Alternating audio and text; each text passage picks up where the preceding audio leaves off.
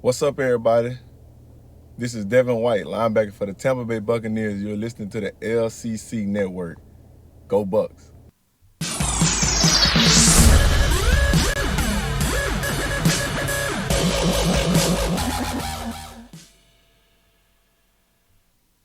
Hey everyone, welcome to the Commissioner's Clubhouse and the LCC Network for our 2022 schedule reveal episode.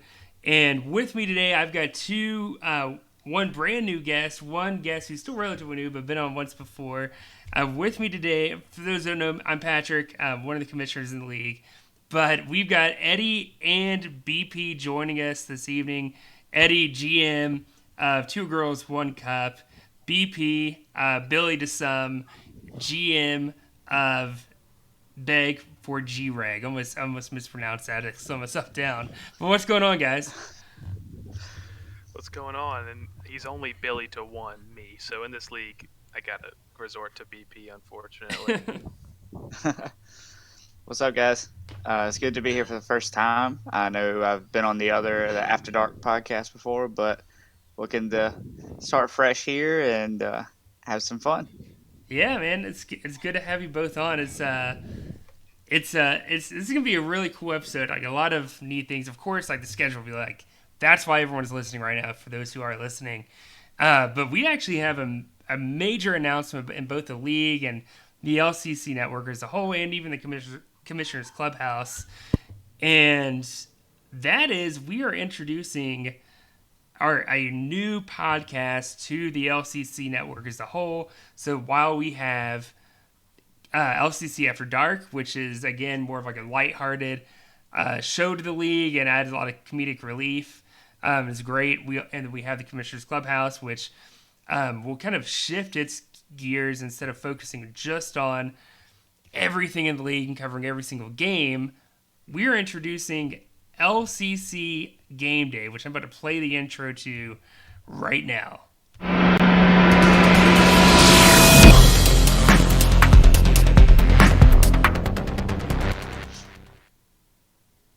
All right, so LCC Game Day again. I mean, the name is self-explanatory. Like LCC Game Day is gonna cover like every single week during the regular season, cover the matchups and stuff. And you kind of thinking of like College Game Day on ESPN or any kind of NFL show, like pregame show kind of.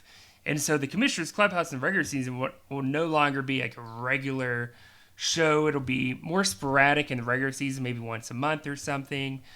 And then the off season we'll kind of go back to our traditional schedule, or at least that's the idea. And we're going to keep going all through this off season. But this is actually going to not be led by me or Jordan. This is going to be led by you guys, Eddie and BP. They're taking the reins on the show. This is going to be their baby. I'm interested to hear from you guys. Like, what are you looking forward to, like, getting out of this? I'm looking forward to being able to publicly roast Cam every single week. And that's the only reason. Whenever Patrick pitched this idea to us, he was like, "Hey man, do you want to have a podcast where you get to pick games?" And I was like, "I get to talk about Cam." That's yeah. But no, in all seriousness, it's gonna be really fun. I think the main reason I wanted to do this is last year, like I said on the last time I was on the podcast, it's the most fun I've ever had playing fantasy anything, and so just to be able to like have a bigger role in this league is kind of cool. So that's kind of what intrigued me about it. Cool. Yeah, I'm definitely interested in getting on this podcast. It's going to be tons of fun. Talking about all the games that we're going to be looking forward to seeing. Definitely picking up where you guys left off on the LCC podcast, the Commissioner's Clubhouse, and it's definitely going to be something I'm looking forward to. I am too. I mean, I love doing this. Obviously, I wouldn't have done it since 2017 through now if I didn't. But it's going to be kind of fun. Like, kind of passing the torch in a sense, and like letting more and more people kind of take the reins of the league. And I guess kind of what I want from everyone is like kind of make this league into their own and what they wanted to be. As I feel like for so long, like kind of like Jordan and I, and even Jameson and Cody for that matter, kind of like took a lot on our shoulders over the years and we were kind of pulling the league and stuff behind us, and not necessarily like competition wise. I've never even won a Little Critter Bowl, but in terms of just like growing the league and making it more intense, or that's probably not the right word I'm looking for, but yeah, I'm excited to see kind of what you guys do with it. I think it'll be a lot of fun. Yeah, and I think what's going to be really cool is me and BP, our relationship, where I consider us best friends in life. So hopefully, we have a very interesting relationship, and we goof off a lot. And so hopefully that comes through on the podcast, and it's really entertaining. That's what I really hope. Hey, no, I'm just kidding. No, it's definitely going to probably show on the podcast. I can say that. I will also say I will get serious about fantasy football. Yeah. In case you hadn't noticed, this is a big part of my life. Yeah, it is. And So, I like I mentioned last time I was on the podcast, BP was on the phone with me for about 2.5-3 hours at the end of the Critter Bowl last year. So I was his therapist through some of that. It's good. Everyone needs it, man. Especially like if there's anyone that knows about losing in the playoffs in this league, it's me. Like I've been in the league now. This is like I don't know, 2010 to 2020, 2010 to 2022. I don't know how many years that is. that's 12 years, Pat. Yeah, dude. You know how many times I've been one and done almost every year. So like, I can't even imagine what it's like to even get to a Little Critter Bowl. Like that just sounds fantastic. I'll tell you what, This is your league. it's nice. It's not nice when you lose. Pat, this is your league, and you're asking BP, what is it like to be in the Little Critter Bowl? I know, right? I know, it's sad. It's sad. Even Jordan's been once, but I've never even been, man. I've been close. I've gone to the semifinals a couple times, but it's I don't know. It's funny. Like it's something you pour like your heart and soul into, but you never just quite get there. But I'm okay with that. I've told people this before. Like I don't really play in the league to win a trophy. I'm losing my voice every year. Jesus. But yeah, no. For me, it's just about running the league. I think it's just fun. That's kind of. I guess everyone plays fantasy for different reasons. Yeah, well, I'm playing to win. That's good. So I think most people should. I'm playing to come in second. Well, you did that. You did it. Exactly. I'm pretty good at it. Hey, how'd your bank account look the next day? You shut the hell up. But does it irritate you guys? Like second place is only like $40 or $35, whatever it is. Dude, I lost money still because I had to pay $50 the next year. So, okay. I didn't even think about that, dude. Yeah. He had the greatest fantasy team ever assembled and lost money. literally. But here's what I think, and me and BP have actually talked about this too. I think it'd be cool if second place won a little bit of money, but then like I feel like the only way to do that and have the first place like still be a significant amount of money, the only way to do that is to up the dues, and I don't think anybody wants to do that. Yeah, no, I agree. Most people. I've thought through the math, and I was like, "There's no way that the winner can still have a lot." Like, I've never seen a fantasy league where it's $40 dues and $800 to the winner. Like, to keep that ratio, you can't give second place more than like $40. You know. I mean, but even if you up to like $60 more to $100, like that's still like a good bit of money for first place. Like, don't go changing the rules now. See, every second place person ever has always said that when they're like, "No way, dude! Everyone's got to suffer like I did." Yeah, well, Billy, what'd you do? Did you buy you and your wife dinner? Like, did you do something nice with that 40, or what'd you do? I put it towards next year's dues plus another $10. I think Jameson sent me the PayPal, and I sent it right back to him. Didn't even put it in my bank account. Well, I mean, you're playing fantasy this year for $10, so congrats. Yeah. According to Ricky Bobby, you're last. Yeah. Just like us. Yep. Oh man. Let's dive into let's dive into the schedule, guys. I'm going to share my screen with everyone now who's listening or watching. Hopefully, now you should be able to see it. Week 1 is interesting. So last year, first 3 weeks were week 1 was nothing but non-conference games. So I was talking to Jameson about this before I made the schedule, and he's like, it'd be cooler if you could fuse together both divisional games and non-conference games in that first week. And it made sense because, there aren't as many non-conference rivalries as there are divisional rivalries.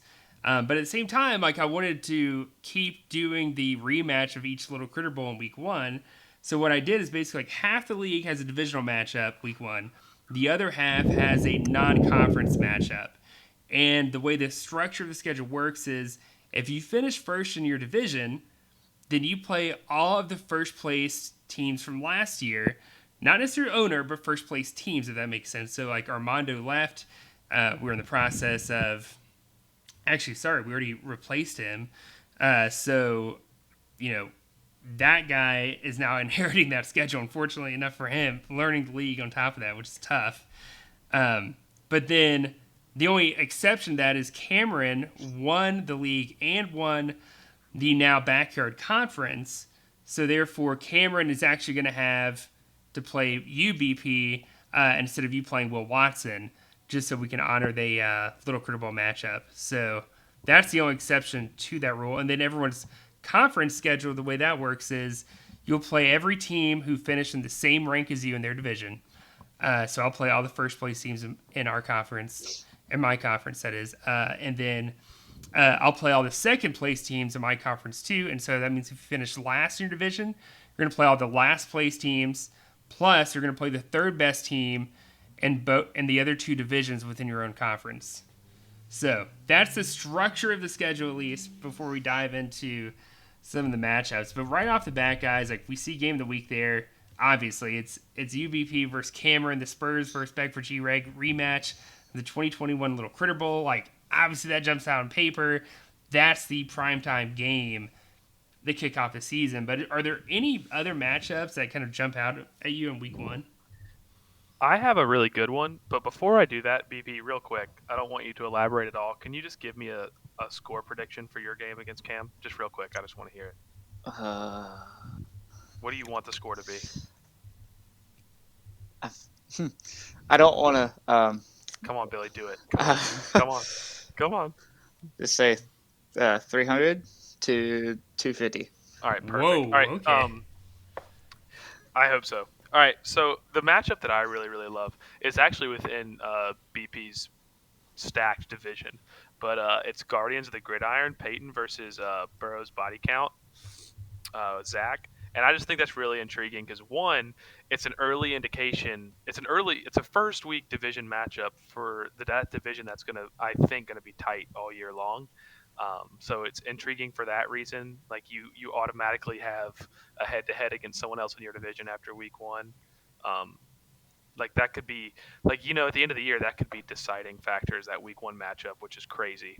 And also they're best friends. So that's going to be just fun. Hopefully they talk a little bit about it in the chat or whatever. But I think that's an intriguing one for sure. Yeah, that one jumps out big time. And one thing I forgot to mention too, if you see the team name here, Junior Bacon Roethlisberger. We actually have another guy who is interested in the league, and I just wanted to replace primetime players. That's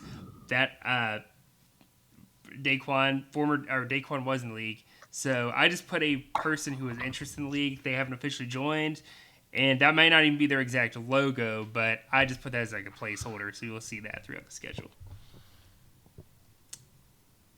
But one matchup. I think another you go game. first. Oh, go ahead. No, you go first. I think another game that'll be interesting in week 1 is definitely going to be Roebuck Leprechauns, Mr. Patrick himself, and his dad, John. So, how you feel about taking on your dad week 1? Oh man, it's we have a deep rivalry. It's not like me and my dad talk crap to each other at all. We actually pull each. It's more of a friendly rivalry, I guess. We pull for each other when we're not playing each other. I'm trying to go pull up some of the history between us, but we've played each other more than any other teams in the league because we've both been here since day 1. But between the two of us, let's see, the overall record, I lead the series 15-7. And have outscored him by about 300 points in head-to-head over the past, since 2010. But I honestly, it's playing against my dad is tough. It's weird. Even if his team's bad, our games are relatively close. Like we played each other in the playoffs twice before. Man, if I can come out week 1, like that's an important game. If you think about it, like Jordan in my division is loaded. He's always good. So if I lose this game, Jordan wins week 1, I'm already down, and I've got a losing record in my division already in the beginning of the season. And I've got a tough schedule, as you can imagine, with my division. So just like BP, I've got to go through a gauntlet this year. So it's important. I hope I win. I feel good about it, but I definitely don't want to guarantee anything this early on. All right.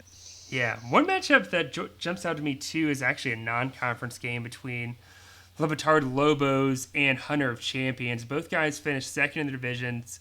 Hunter was in the playoff race to the very end. Same with, really, Alex as well. Both those guys are in similar boats. I respect both of them. I think they're both good fantasy owners. I'm interested to see, though, because neither have been as active in trades as they were last year, probably at this point. I'm not even doing any research. I'm just like pulling stuff off the top of my head right now. But that's going to be an interesting game, even though it's a non-conference game. There's no history between them, really, but they mirror each other in a lot of ways. I think that's going to be a tight game to watch. It'll be interesting to kind of watch their progression through the year to see which of those teams gets into the playoffs here in 2022. For sure. All right. And I think Alex will be in contention again this year, but he won't be 3-9 in the process or 4-8 or whatever. I think he's going to have a really, really good team. I think your division actually, I like Eddie, is your division's probably going to be one of the best in the league this year. In terms of, it's going to be a tight race. I think all of you guys progress. Protect the Booty inherited CJ's team. CJ's team was atrocious, but Tyler's done a great job of turning that franchise around already. You've been very active too, Eddie. I like your situation. And Alex, even though he hasn't made as many trades so far, he's still really good. I think he's going to be good still.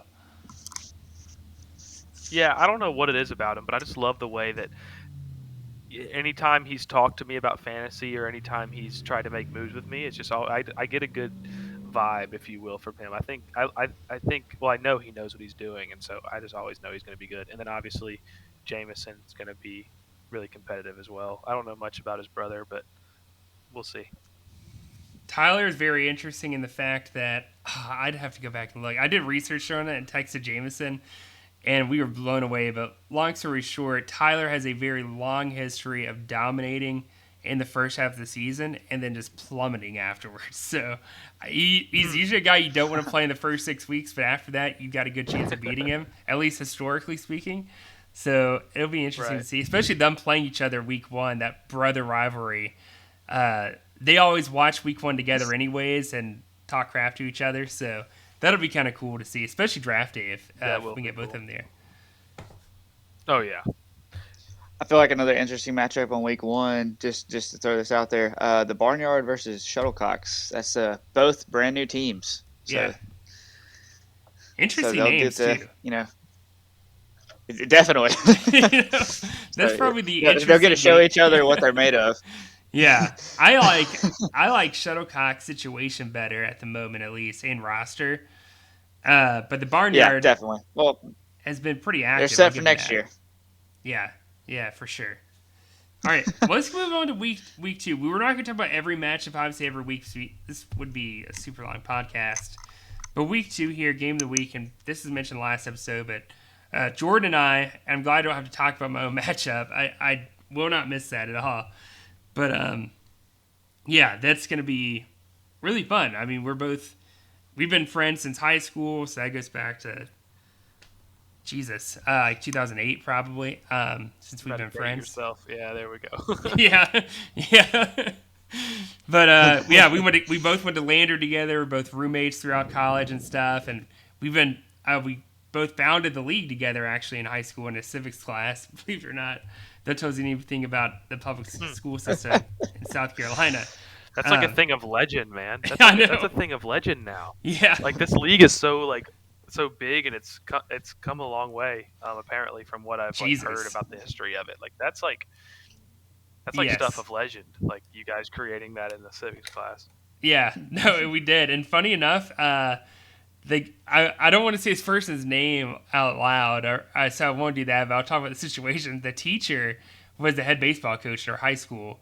Well, it wasn't too long after we graduated, the dude got like arrested for a DUI, and his whole like career was over with, basically, which is kind of sad, really, but just funny to think about looking back how things have changed. Jeez.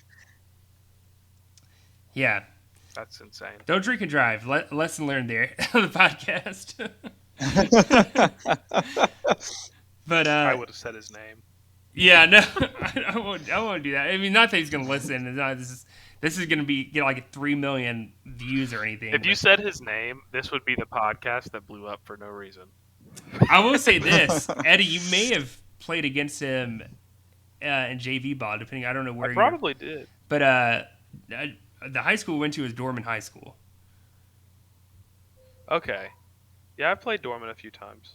Now, this would have been like before you ever got to high school, so it's possible you never had him. No, I would have.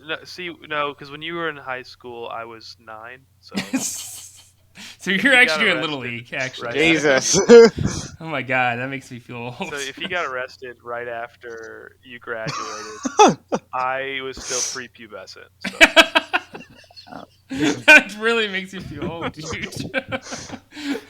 I was prepubescent when you created this league. All right. God. Oh my God. I'm pubescent now. Don't worry. Don't worry. I'm glad to hear that. Now that you're married too. Isn't that right, babe? No, I'm just kidding. Wow. Wow. All right. Week 2. Yeah, what's another matchup that I want jumps to out think at about you week. guys? Eddie and his wife right now.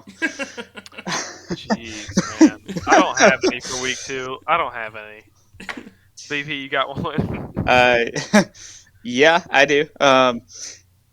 Let's go with Burrow's Body Count and Detroit Bad Boys. I think that's going to be a interesting week 2 matchup, especially since Burrow's Body Count's going against Peyton week 1. Mm-hmm. Detroit Bad Boys has a fairly easy matchup week 1. I'm not going to say Whoa! easy. Once a janitor made I'm just kidding. last year. I know. Oh God! Is that Will? Is that Will who you're taking shots at right now? I'm not taking shots at anybody, but I'm trying to say He I had feel like- a fairly easy matchup. All right, continue. I feel like the caliber of Zach's team is a little closer to the caliber of Billy's team, as it always is. Yeah. Yep. Zach's got a tough sled first 2 weeks. Yes, he does. Yeah, that's rough, man. All of you guys do, especially you, BP. If you got to play all of them, plus you got to play Cameron just in the first 4 weeks of the season. Not to get ahead of myself, but it's tough. Yeah. Yeah. We'll handle, I think. Well, I guess we can move on to week 3. I hope. Just for time's sake here. And by the way, guys, this is not uploaded on the website as of now of recording this, but my goal is to upload it all in the coming week, so you'll see it on there definitely by then. So week 3, game of the week. Let me scroll down just to show it. Baby got Dak. That's probably one of my favorite team names now. Versus the third leg. Charles made his first playoff appearance last year. Fortunately for him, took an earlier exit than probably wanted to. But another full week, guys, of divisional matchups here. Some better than others, of course. One that jumps out at me, BP, the Billy Bowl. I don't know what Billy Bowl this would be, but those are always a lot of fun. Is it 7? Is it? I think it's 7. I can look real quick. Hang on. How many times have you guys played? Let's go here. Detroit Bad Boys. I think it's 7 because we played in the playoffs. No, we didn't. Did we? You Let's play see. each other twice a year. Have you always been in the same division? Yeah. Beck, We would played you in the rank some- playoffs. It'd be 7 if you haven't played in the playoffs before. You guys have played each other 4 times in the regular season. And let's check playoffs. Never in the playoffs. No, sorry. Twice We in the have playoffs. played each other in the playoffs. Yeah, twice, actually. Yeah. Yeah, I was this going to is- say. It is so 7. I This keep is track. 7. Look at that. Actually, 6. 4 times the regular season, Oh, okay. 2 in playoffs. So this would be number 7. Yeah. Yes. Billy Ray wins the series 4-2 right now. Wait, did you say Billy or BP? Billy Ray. Billy Ray, yeah. He Billy caught me Bull. early. But hey, if He you caught win me this the one, first year. it's a 4-3 series, you know? Yeah, I guess so. I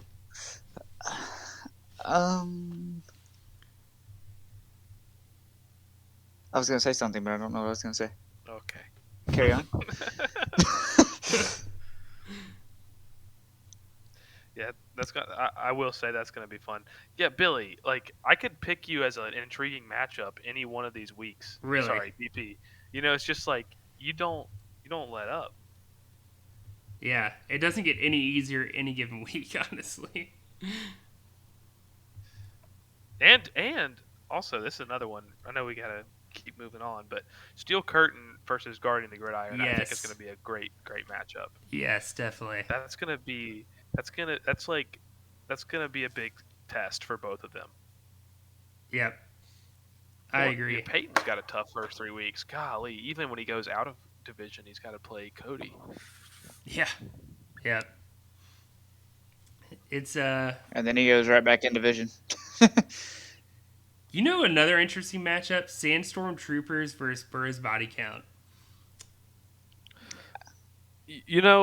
I have only seen Big Oss like in a tanking form, That's so true. I have no idea his fantasy caliber. So I think it will be interesting to see him this year to see if he's competing early, to see how he maneuvers the season, because I haven't gotten to see that from him, so I don't know much about his style. Well, if he's anything like Jameson's tanking form, I'd be scared. No, Jameson tried to tank and stumbled into the playoffs. Big Oss did a little bit better He stumbled job. into the conference finals. Yeah, yes, that's right. He went deep into the playoffs with that. Beat Cody, beat me, and then It was so lost to dumb. Cameron. I've never addressed this, but Jameson's team was not supposed to be good. Like the team that he had towards the end of the year when he caught fire and was averaging 250 like the last 5 games he played, like that team was not supposed to be good. Like they were projected 160, 150 every week, and then they just go off for 250 over and over again. It was like a team of I was actually boys. kind of. I think I was more scared to play Jameson in the championship than I Same. was Cameron. I mean, Same. looking back now, if I lost to Jameson, I got his quarterback, his linebacker, and his defensive end. That would have been hilarious if you gave him all of your picks. You gave him everything, and then he beats you with the misfits that he collected from it. Sometimes that would have been way more embarrassing than losing. Sometimes fantasy's about just finding the right guy the right week. Yeah, definitely. But let's move on to the next week here, week 4. We got some good ones. This is the point where we haven't pre-picked games of the week, so we can kind of figure out which ones might, jump out at us as a potential. I think Give Me More and Two Girls Game of the Week for this one. Be game of the week because we'll both be 3-0 at that point. Ooh. Ooh. Yeah, I said it. Baby got that. Quote him. Put it on a t-shirt. Yeah, I'll put it on a t-shirt. That could be a good game, depending on how it is. Like, your team's better off now than it was last year, so I don't know. I mean, who knows? 3-0 is tough for anyone. If you guys both went 3-0, then yeah, definitely. There's a really good chance you guys land game of the week, I would imagine.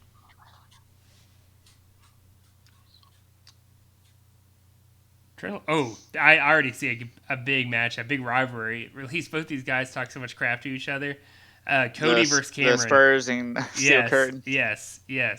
That's going to be a fun one. Yep. Yes, it is. That one might be game of the week just because of the trash talking. My God. Yeah. Yeah, that's going to be a fun one. We won't hear the end of that. I'll have Discord on mute. I know, right?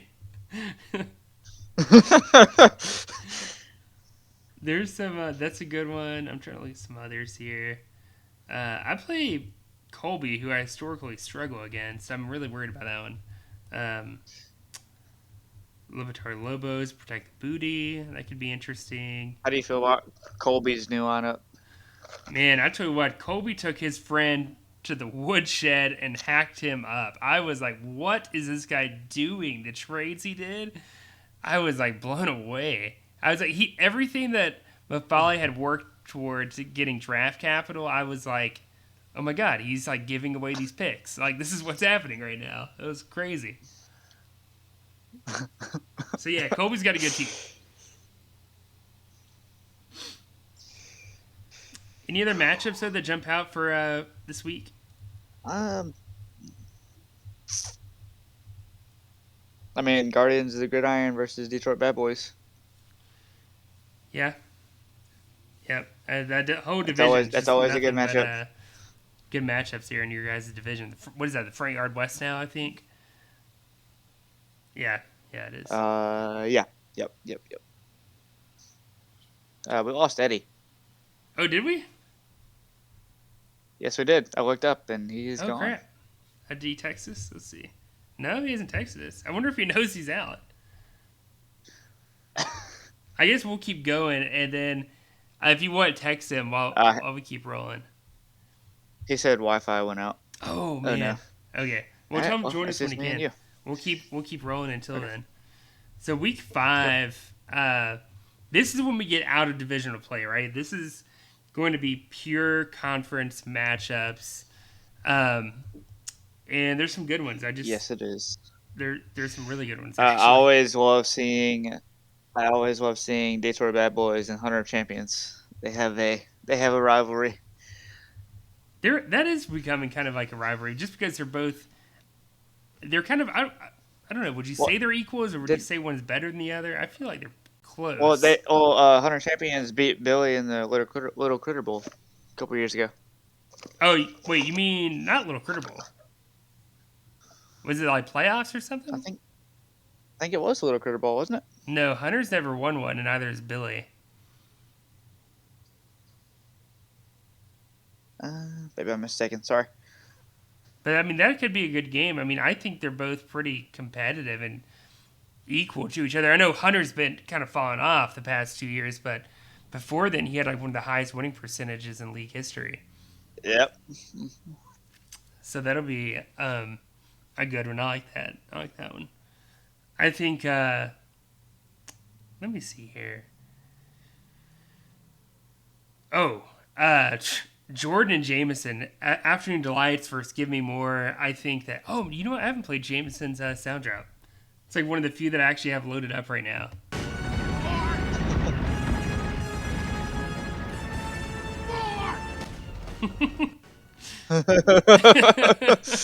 More! Afternoon Delights, though. Jordan's got a good team already. It already was good. Jameson, I mean, every year I feel like it's just kind of like reloading for him. So I think definitely that's one that jumps out for me this week for sure. I also like Sandstorm Troopers and Protect the Booty. I feel like they're kind of equal caliber teams, so it'll be a good matchup. That could be a good one. Both teams. Well, take away Tyler for a minute. CJ was at the helm last year. Finished very similar in the year. Both teams will have, I think, a relatively early developmental draft pick as well. I think Big Oz has an earlier one maybe than Tyler will. I'll have to look at that later. A lot of interesting pieces there for them. Definitely. All right. Well, let's keep it moving. Just for time's sake here. Where are we at in time? Let's see. Yep, definitely. Yeah, we're already 34 minutes in. So we're week 6, almost halfway through. Baby got back versus Give Me More, of course. But I've already mentioned him, so I'm just going to go through a couple others that intrigued me here. One of them, it's me and you. Yeah, I was about to say, man, you and I both get to play each other at this point. This would be tough. I'm not looking forward to this. I mean, I don't know how many times you and I have played, but I know 2 years ago you beat the crap out of me. I don't know what happened last year. Did we play last year? I don't think we did. I don't. I don't think so. Let me check. We've played each other once, and I beat you. Yeah, you're right. It was 363 to 226. Yep. Yeah, and we never I played each other in remember playoffs. watching. Yep, I remember where I was sitting when I looked at the score for the last time. Oh my god! I just- Where were Yeah. you? I was in the well, I don't even think they have the pod anymore at Lander, but I Oh, was sitting yeah. in the pod, pulled out my phone. Oh crap! I just remember Oh you man, scarred me that bad, Pat. I don't even remember that one. That's crazy. That was obviously a good game for me. But yeah, I guess it'd be a rematch for a chance to get revenge. Flip the scores. Yeah, Just yeah. kidding. Hopefully not. If you got 363 in today's No. league, that is wild. Yeah, for Oh my real. god. That is. I mean, I got what did I get this year? I got 320 something. Yeah, but that'd be like 40 points more. I can't even. Jesus, you guys Yeah, would be going that's off. insane. All right, so what's another one here? Oh, this one is kind of interesting to me, at least, in the third leg versus Libertad Lobos. Again, Charles, of course, had a good season. Alex, on the other hand, he barely missed the playoffs and didn't win his division, so that'll be kind of interesting. Like, Charles has done the best he can in getting more draft capital after trading so much away to go fully in for 2021. Basically rebuilding while Alex is going in. Yep. Yeah. So that'll be a good one. I think that'll be a good one to watch. Also, like Afternoon Delights, Detroit Bad Boys. I mentioned Billy a lot, but I really like his team. Yeah. I like his players, especially if they're healthy. Yep. I agree. And it's funny, like, we'll say, like, X, Y, or Z is a good game for this certain week, but, like, because of, like, the schedules, like, me, you, like, Billy Ray has, like, Cameron has, Jameis has, Jordan has, like, who knows? Like, just because of our schedules, like, we might be, like, 500 at this point in the season, like, and it might be someone else who finished last place last year in their division and is freaking, like, undefeated and only lost one game. So it'll be kind of cool to see how that goes. Like, there'll be some matchups we don't even talk about tonight that we're like, oh crap, yeah, that could be game of the week, Definitely. Yeah, things can flip a switch really fast. Yeah. And now let's get into week 7. Back to conference play, within conference play, that is. One of these I think that's going to be kind of cool to monitor here is, I think Shuttlecock's versus third leg. I just mentioned third leg, but Shuttlecock's, like I said, rookie GM, very tough schedule, but inheriting a pretty decent team overall, and decent draft capital. I mean, it's not like he's got extra picks or anything, but he's not losing a lot either. So, or at least this point in the offseason, that could be a good one. And I think also, we're talking about like me and Jameson and you having tough schedules. Well, Eastside Brawlers and Protect the Booty will have relatively easier schedules. And the way that Tyler's done this offseason, I've been pretty impressed. I think that could be an interesting matchup between Eastside Brawlers and Protect the Booty. Not a lot of history between them, but both those teams are looking to pull their franchises around and make the playoffs this year.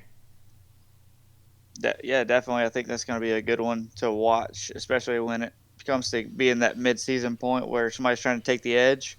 I mean, I definitely think that could be a key matchup. Yeah. I'm also liking the Spurs and Give Me More. That's a conference finals rematch. So maybe Jameson could pull it out this time. Yeah. It'll be a good one. There's some history between them now at this point, too. Let me go see the record. Hang on. Scroll up a little bit. Let's see. Give Me More. The Spurs. I thought this was in alphabetical order. Okay, there it is. The Spurs. Oh, crap. There we go. Let's see. Yeah, so they played each other 3 times regular season. Cameron leads the series 2-1. In the postseason, let's see, they played each other twice. And Cameron is 2-0 in the postseason. So that'll be kind of interesting to see, honestly, because Cameron is literally 4-1 versus Jameson. He owns him, and Jameson, I know, can't stand it when Cameron talks crap. So Yep. that'll be a good game. That's definitely will. All right. All right. You want to move on to week 8? Yeah, let's do it. Week 8. Over here we got some more non-conference games. These are conference games. My bad. But man, you and Colby, this is a big game. I feel like. Yes, it is.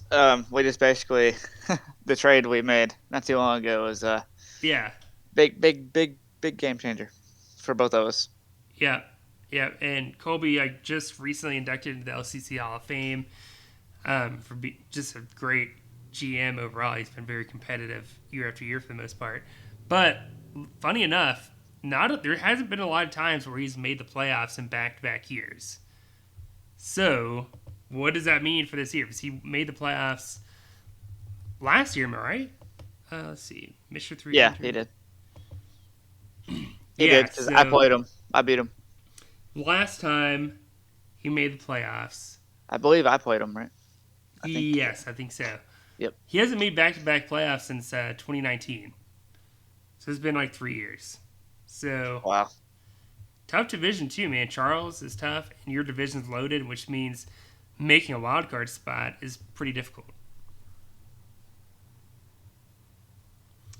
Oh, I got to talk about this matchup real quick. Me and Jameson, rivalry game there. I know. I was about to say it. Yeah, that's gonna be a cool one. I just missed that almost. And this is week 8, so it'll be late in the year, playoffs on the line. We're over halfway through the regular season at that point. Dude, that could shape things up right there. It's crazy. That'll be a good one. 100%. That's gonna be fun to watch. Yeah, for sure. How long have y'all been friends? Just curious. Since college, we actually met at. No, we didn't meet in orientation. We met like within the first week or two of college and freshman year, but we didn't really become friends until like junior year. Funny enough, he asked me to join his flag football team freshman year of college, and me and some of my roommates were like, "Yeah, we'll play." Like, so we go out there and we're just throwing the football with him and some of his friends. And Jameson was adamant about him being the quarterback for our flag team. Well, I remember I run a deep post. And I'm like, I don't know, maybe 30 yards down the field. And he yells like, "Come back, I can't throw it that far." I'm like, what the fuck, dude? You want to be a quarterback? You can't throw it this far? After that, I was like, nah, I'm not going to join his flag football team. And funny enough, I laugh about that still with him. But no, we've been friends since college, basically. So, yeah. Well, that's definitely gonna be that's definitely gonna be an interesting to watch. I can't throw it that far. Yeah, no. I remember laughing. Shout out to Jameson. Yeah, I think he eventually worked on his arm strength later on, and he could probably make that pass by the time he got to his last year playing flag football. But I just picture Jameson like doing one arm curls, just sitting in his dorm room. Yeah. Get ready for gotta make a playoff push. Gotta make that post. Gotta throw that post. Oh man, yeah. I'm sure he remembers that story too, because I give him hell about that. We had another friend, or at least one of my friends. He was on the team for like a day, like I was, and I remember Jameson actually threw him really good passes, but to save his life, his name was Trey. Could not catch a pass at all. Like, hit him in the hands nonstop. And the dude dropped every pass. I was like, man, this is about to be the worst flag team out there, man. We're about to get wrecked. Like, yeah. How did y'all do? I don't know. I guess I was on the team for like a day, and I was like, nah, I'm not going to do this. And I'd have to ask Jameson. But I think there was at least one year where he said like one of his teams went pretty deep. I don't know. I think they lost to like, I can't remember if it's one of the fraternities or what in the playoffs or something. I can't remember. Yeah, he could tell you the story. I didn't play on his team until like a couple years later. It was like junior or senior year, and I only showed up for like 2 or 3 games or something like that, just because I was playing rugby at the time too, so I didn't have as much like free time basically. Gotcha. But yeah, let's go on to week 9. We're getting even deeper now into this. We still haven't gotten to the last bit of divisional games of the year, but we're looking at the point where playoff pictures get shaped up, and we haven't really talked about this guy much, but once a janitor, Will Watson, like won his division last year, people slept on him. You know, he inherited a guy's team who wasn't active at all in the offseason. In fact, I think he missed both of his waiver wire picks, dude, and that was Michael. He inherited his team, which was almost garbage, but luckily for him, he had 2 running backs, and he's able to trade one to get even more talent, so... Yeah, definitely. I definitely reached out for one of those running backs. We all Man, did, we probably. at least 3 or 4 times that year. Yeah. So it'll be interesting because like we haven't talked about him this year really, and we didn't talk about him last year, but you got to give respect to Will. Like, dude won his division against Cody and Cameron, who both made the playoffs, and Cameron won the league. So I mean, if that says anything. Yeah, he's definitely a competitor, and I like that about him. His team will definitely get where he wants it to be as long as he stays active with his roster. So, yeah. I'm also liking Roebuck Leprechauns and the Spurs. Yep, Nugent Bull. One of a couple, I guess, because my dad Cameron, my dad, Cameron. What's the record? I think Cameron might own the series at this point. Let me check. For a while, I had it on lock. But, no. I still lead the series. Or actually, might be tied. I lead the series in regular season at least 5-3. Cameron is 2-0 versus me. So, yeah, we're 5-5 literally all the time. So, this will be the game to give someone the lead in the overall series. So, that'll be fun. And, again, late in the season, so playoff implications on the line. Man, I don't get a break. I got to play Jameson. I got to play Cameron. You know, divisional matchups coming not too long after that. It freaking sucks, dude. It worries me. I'm also liking Baby Got Dak and Hunter of Champions. Yes. I think that's going to be a good matchup as well. Yes, I agree. That'll be a fun one. An old Top Shot rivalry, and now a front yard conference rivalry. Top Shot is, man. Those are the days. Yeah, throwback. I'll tell you what, it was very tribal in this league back in the days where you had the Elite 12 conference and the Top Shotters conference.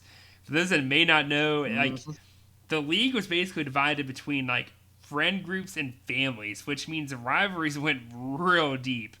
So like very deep. Mike, I was in the Elite 12. You were in the Elite 12. Cameron was. My dad was. Jordan and Cody Billy were in the other conference.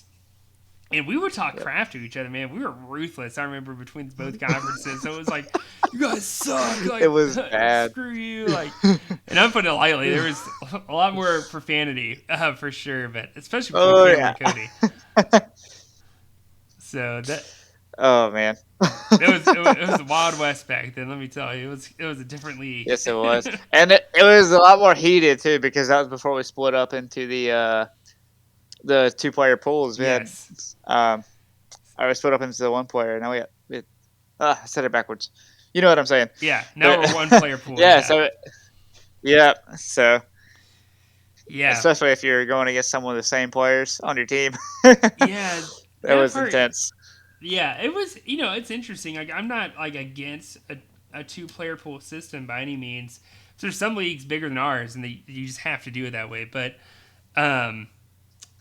it was interesting because like you would have like guys accusing people in the other conference, like, you guys suck. I can't believe you let Cody draft X, Y, or Z in the first 3 rounds. Like, what are you doing? And they would say the same thing about us, like some of our guys. It was fun. It was a lot of fun. Now we're kind of like intermingled now, both those former conferences. So it's kind of like the AFL and NFL, kind of. Yes, definitely. Definitely had that vibe. Now it's more of like just the NFL, and both leagues are merged, kind of. So. All right. Well, let's keep it moving. We got week 10. Week 10, big one here. This is non-conference games actually, and I feel like I haven't talked about this guy much at all on the show, actually. Mr. 295, and I know some people may have got those mixed up with Colby's team, Mr. 300, but he changed his name actually this offseason to Baby Got Dak. Mr. 295, if you don't remember Jamal Lewis, Google him now as you're listening to this podcast. Jamal Lewis was a freaking beast in the NFL, especially when he was in Baltimore. He had a game where he ran for 295 yards, broke an NFL record in doing so. Hence, Mr. 295. So, yeah, people probably don't even know this, but Coleman Kennedy is the guy who took that team, and he's a Ravens fan, actually. So, or at least from what I was told. So, hence the Jamal Lewis team name. But anyways, he's in a very interesting spot. I think he's playing against my dad.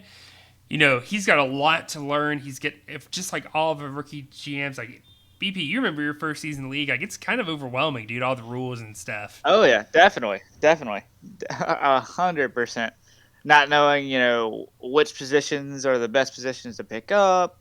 I mean, it's really hard to, you know, figure out, especially the IDP if you've never played IDP. It can be challenging. Yeah. I mean, he's got some good pieces. He's got Tyreek Hill, George Kittle. He can't keep them both, but, you know, one of those guys is still going to be a stud. I love Sam Hubbard at defensive line. I think Jordan Fuller's freaking dominant. And although I'm not a big fan of Josh Jacobs, like, honestly, in our league, like, he's totally worth rostering, so. Oh, yeah, definitely. I mean, he's an RB1, of course. I mean, I don't know if you can always rely on him, but, I mean, he's going to be better than most, so. Yeah, he's a top 24 guy, which in our league is our RB1. Yep. Yeah, and, you know, if your friend joins, man, and he does take that team name, Junior Bacon Roethlisberger, you know, that'll be two. Is he a Steelers fan? No. Okay. No, he's not. He's a Panthers fan. Oh, okay, gotcha. I was about to say it could be two Steelers fans playing against each other between Steel Curtain and Junior Bacon Roethlisberger. I love that name. But yeah, that'll be a good one. I'm also liking Two Girls, One Cup and Guardians of the Gridiron. Yes. They know each other outside of the league. Of course, they met each other before. So I think that'll be an interesting matchup, especially since Eddie's kind of getting his team together this year where he's going to be more competitive. So I think that'll be an interesting one to watch as well. Considering Eddie's on the verge of greatness and Peyton's on the verge of always being the most unlucky player to play fantasy. Literally, he is. He's so unlucky, man. I've never seen someone so snake bit as him. That's why I think that's why I changed his team name. Get rid of the bad juju. You got to, man. You got to shed it off. This is like a former Top Shotters rivalry. Afternoon Delight's first 100 of champions. I would never forgive myself for missing that one. That's going to be a good game. Both teams are good. They know each other. They're both friends, both Clemson fans. So that'll be a really cool one. And just color scheme wise, you versus Jameson, you got the blue background. He's got the black background. Give me more. Back for G-Rag, both Panther fan names, you know. Panther Bowl. Definitely. Panther Bowl. All right. I like it. But let's move. I'll take that. Yeah, we're almost done with the regular season now. We're at week 11. And this is when we start getting to those divisional matchups here where like every game really matters because especially if you haven't locked up your division at that point, you're going to be like, you know, doing everything you can to do so. And I haven't really mentioned Matt Legg's team, Jiu-Jitsu Jesus. He hasn't been great as of late. You know, he's shown some flashes. He took a gamble last year with Chris Carson at running back, and it did not pay off. So he's still got to fix that, you know, on his roster, if you like. But, you know, him versus the third leg. Yeah, it's a rivalry game, you know. Yeah, anytime you're in divisional play, it's always going to be a tough matchup. And it doesn't matter how far ahead you are. It's always scary playing someone in a division. Just knowing that it could push you out. I think that I'm trying to look at Step Bros roster. I don't know how he's doing right now. He hasn't made any moves at all this offseason, which is interesting. I didn't think he did. Yeah, I'm surprised. I figured he would. Yeah, given that Debo still plays for the 49ers, I mean, he's got a good receiver there in Debo. So I feel like, Mac Jones you might keep. Shaq Thompson maybe. I'm not sure who his keepers are going to be, but yeah, I mean, he's got some decent star players there. So I feel like, if he's in contention at that point, you might have a little challenge there, Pat. Yeah, potentially. I haven't been. He hasn't done anything this offseason, so I can't see him impressed or not impressed by what he's done. He hasn't done anything, but we'll see. Like he'll be in the developmental draft. I don't know where he picks off the top of my head, but that player won't be on this team's roster. It'll be on next season's roster for him. But that it'll be interesting. Like it was another guy just inherited kind of rough team. It was Storm Keller's team. For those who don't know, those vegetarians. Just year after year bad. I mean, he was just never good. So he kind of just inherited a tough team to turn around, really, in my opinion.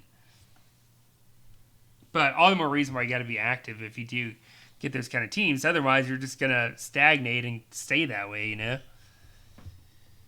Mm-hmm. That's exactly right. And then the Spurs, also, like in Detroit Bad Boys and Guardians. Yes. Oh, go ahead. Sorry. No, that's a good one. I was going to say the Spurs Sandstorm Troopers, both those guys, Cameron and Big Oss, have known each other since like kindergarten practically. Like I remember meeting Big Oss and Cameron's like first day of Little League Baseball, and like they were literally like basically toddlers. I mean, like they were like little. So they've known each other for a long time. That'll be a fun game. We didn't talk about that earlier, the first time they played each other this season, but at this point, again, playoff pictures are starting to shape. Big Oss is trying to get into the playoffs after kind of tanking last season and just falling apart. Cameron trying to win freaking 4 straight. I don't even know what I would do with myself if he won 4 straight. If we can keep Cameron out of the playoffs, if we can just keep him out of the playoffs, we're good. Man. Because he doesn't do the greatest in the regular season, but then in the playoffs he just goes crazy. Yeah, he's turning into the freaking Patriots from the 2010s. Literally. Yeah. God. Yeah. But, all right, move on to week 12. Let's do it. Week 12, more divisional matchups here. Dude, I don't even know. Like, you're literally pointing at any of these. Like, yeah, that's a good one. That's a good one. That's a good one. Like, wow. Shoot, man. Me and Jordan again, of course. I don't even know, dude. My schedule is so freaking tough that throughout the year, like I don't really get a break, but especially the first 3 weeks, I can start out 0-3. And I mean, that's very freaking possible. And if at this point I'm playing Jordan, I've already lost to him once, like this is a must win. Like gotta get it. But I will say that just in terms of where they're at, the types of teams they inherited, the Barnyard versus Mr. 295, like both inherited bad teams, right? Like literally the 101, the 102, basically, like in terms of draft positioning. So, I mean, it'll be interesting because I feel like one of those guys has to get some luck this year, and with their schedule, hopefully they're able to get in the playoffs. But that might be one to watch. Yeah, I mean, I'd love to see, especially the Barnyard with the draft capital that they've collected from Mufali. I mean, I would love to see him turn it around, but I don't know if I see it happening this year either. Maybe next year with all that capital they got, but I don't know, man. Mm-hmm. I mean, they got to draft really good, which they got plenty of picks to do it, but I don't know if I see the full value of draft picks versus players, in my opinion. I mean, what do you think about that? What are your thoughts on that? In any kind of while we have it on the table. In any kind of keeper league, picks are not going to be worth as much as a redraft league. They're just not. And they're still useful. And I think this draft class is actually much stronger than last year's. Not necessarily the rookie draft class, but the regular draft class itself should be stronger inside the waiver wire. But you're only going to get so much talent. You know what I mean? It's still going to be, for the most part, first 3 rounds, you're going to get starters. after that, you're getting backups for the most part. Maybe a flex guy, but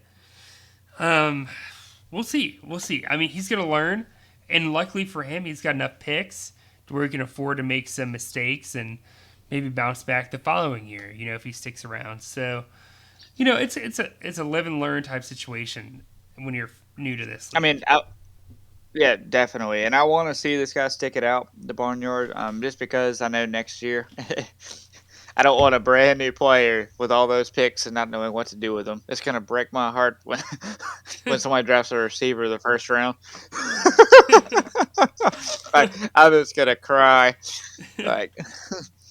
But, yeah, definitely. I like the matchup there. That's a good one. Mm-hmm. Let's see. Also, I can give me more 2 girls, 1 cup. That was a playoff deciding. That was a play-in game this year. So at this time next year, what will happen?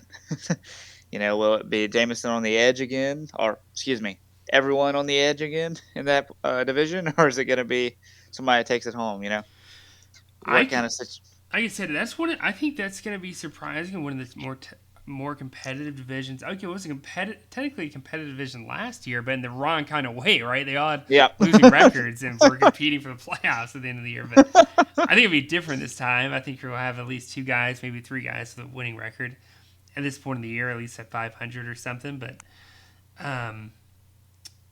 Eddie's like relentless. You know what I mean? Like he's that type of dude who doesn't take his foot off the gas pedal.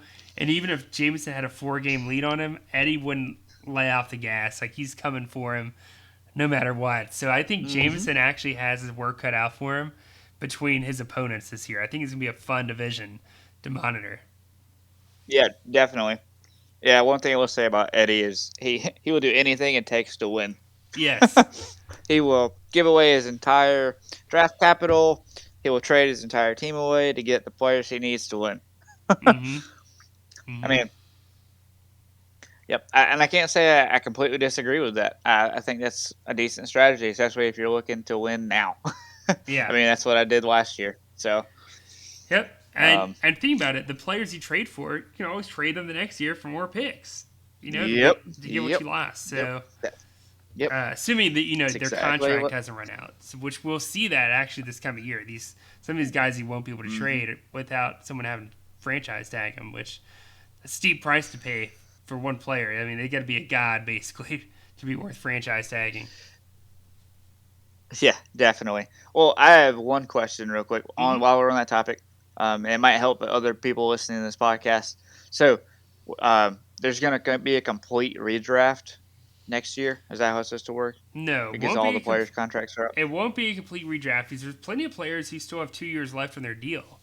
But a lot of the running backs, for example, and quarterbacks, yes, you will see them enter unless the team franchise tags. And now the rule of the franchise tag is, if I'm remembering right, off the top of my head right now, you get that player 1 extra year, but that's the only player you get to keep.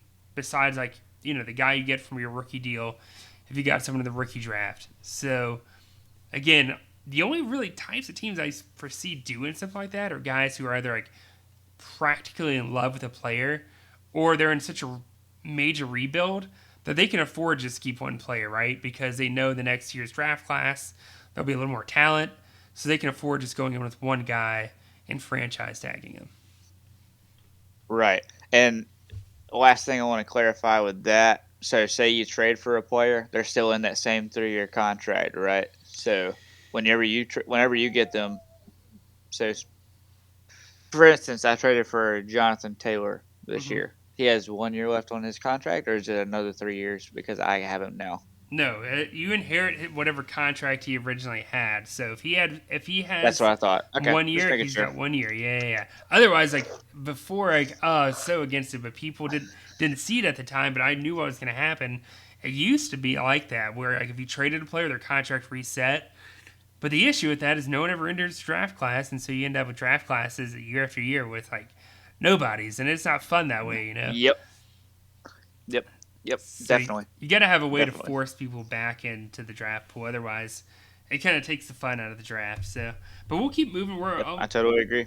we're going to our last week, guys. It's been a long episode, I know, so bear with us here. Week 13. Man, we got the Nicholas Bowl here between Jameson and Tyler, brothers against each other. Week 13, maybe decides who goes to the playoffs or the seeding there. You got Cameron versus Cody. Like, that one jumps out. Man, there's just so many good matchups here. So many. Billy Bowl 8. Billy Bowl, yep. Oof. Billy Bowl, end of the year. That's a big one. I mean, it's a big possibility that could be Billy Bowl 8, and then the next week be Billy Bowl 9. I mean, honestly. I mean, or the week after that, given one of us make the playoffs as a wild card and one of us wins the division, I mean, it's a good possibility. Yes, I agree with that. I got my dad too that week. That'll be fun. Mm-hmm. Will Watson and Big Oss. I mean, they've been friends with each other basically as long as Cameron and Big Oss have too. So that's a rivalry we didn't talk about earlier either. In this week 13, so that'll be fun. Like both those guys fighting to get that last. Maybe win their division, get a wild card spot. Who knows? Just like everyone else, really. I mean, I feel like we're gonna beat a dead horse here, but. Yeah, that'll be good. Yeah, definitely. I mean, week 13 is just going to be a madhouse. Everyone's going to be biting their nails. Yeah, it's always that way. Week 13 is a lot of fun, typically. Mm-hmm. Well, cool. I think that's all we got. That was it was an hour and 6 minutes. Yeah. Wow. Thanks for hopping on, man. Eddie, if you're listening, when this comes out, thanks for joining before your Wi-Fi went out, man. That sucks, but glad to have you on here and introduce our LCC game day. It's going to be a blast seeing you guys take that. And if BP, if you ever want back on or Eddie wants back on in the off season, let me know and we can definitely make that happen. All right, man. Well, we'll definitely do it. Didn't you have a couple of announcements you wanted to make about some dates for waiver wire and stuff like that? Yeah, God. Shoot. I wonder if I forgot to mention that earlier. Yeah, so sorry. Before we hop off, if anyone's still listening at this point in the podcast, keeper deadline is, and 4-year option deadline for if you got rookies, is May 8th. So what is that, 2 weeks, 3 weeks from now? It's coming up really soon. 3. 3 weeks, less than a month. So keep that in mind, guys.